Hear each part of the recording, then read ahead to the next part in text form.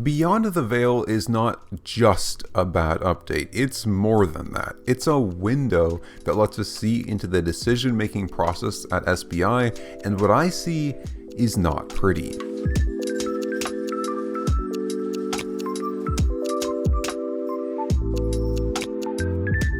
I've had a suspicion for a while now that SBI doesn't put enough effort into understanding how to make good environments for player-driven content, and Beyond the Veil basically confirmed that. SBI is really good at filling the gaps in content, such as figuring out what type of content a patch should produce for the game and creating new content for players that is interesting and attractive. But when it comes to that content actually playing out well, it feels like they're taking shots in the dark. Rather than having discussions around what game design would lead to the best content, it feels like they're having discussions around what would be cool and what have we not done before. And hell, I love cool and new things, who doesn't? But it's super idealistic to prioritize cool and new in a game like Albion, where it is incredibly difficult to create successful new content. If we take a look at just the Mists, they're not bad because the release went poorly. There was no server troubles and random bugs showing up that made them unplayable. They were just poorly designed. SBI fully intended for everything to work the way it did in the Mists. They thought it would create a good, fun, rewarding open world environment. They thought people would like it. They clearly did not have a good vision of what solo and duo players actually wanted or valued out of an open world experience. They clearly did not have a good vision of how their intended design of the Mists would actually play out. They thought their design was good, and it was horrible.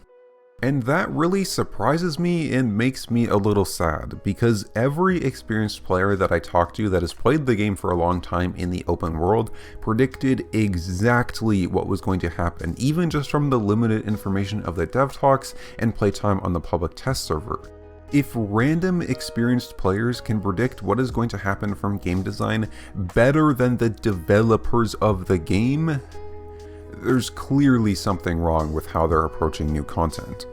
If you've listened to some of my more ranty videos like this, you will know I always talk about what the player is encouraged to do, how design of, say, objectives like chests will influence how a player will want to play, how a player is rewarded for playing. This, in my opinion, is the single most important thing to think about when designing content for a sandbox game.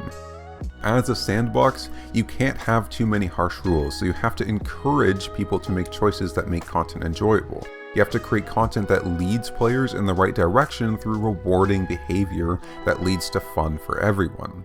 And in almost every content update, I question SBI's thought process in this way. There's always something that seems like a big oversight, and there's always something that's made me question, what are they thinking?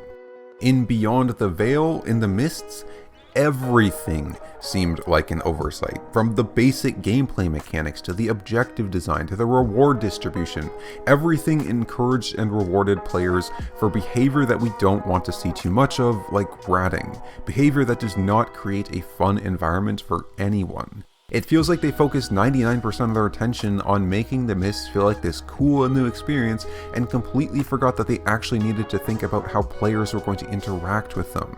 Completely forgot to design their game with the players first in their minds. And that is what makes this patch scare me. That is what makes this patch so much worse than just making the game worse than it was on November 19th.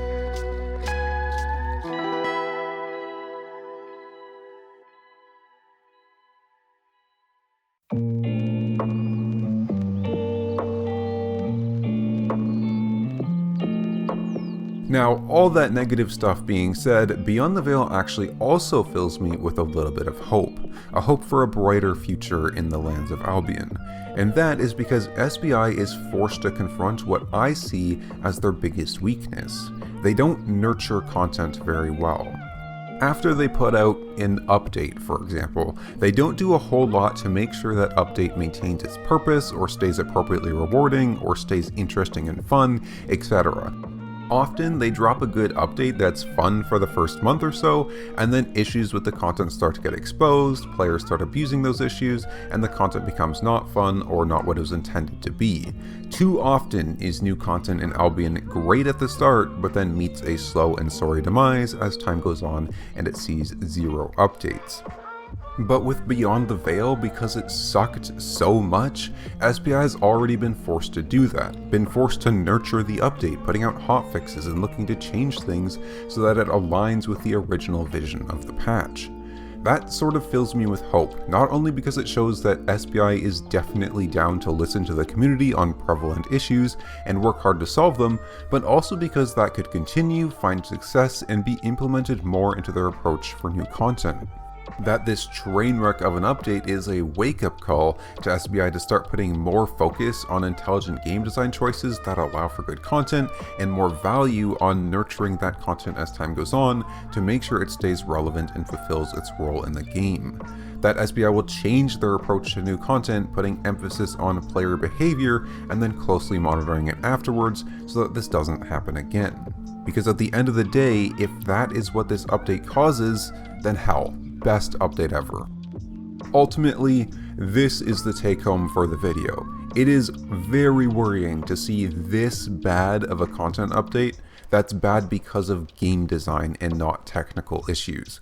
But game design has always been SBI's greatest weakness, and so I'm hopeful that this train wreck will be a wake-up call to SBI to change their priorities and be good for the game in the long run.